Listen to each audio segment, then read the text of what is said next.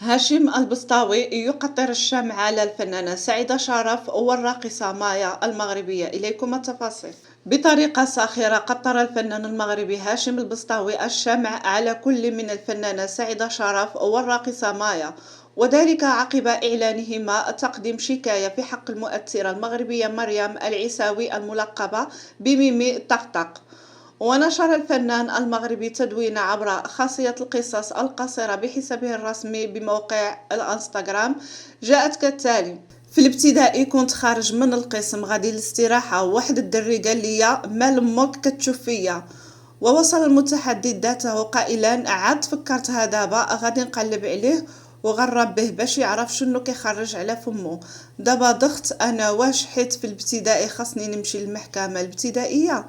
هاد الايام غادي نخدم الذاكره باش نبدا ندعي اللي سبني باش يديوه للبوليس ويجي يرغبني باش نحس بالراحه.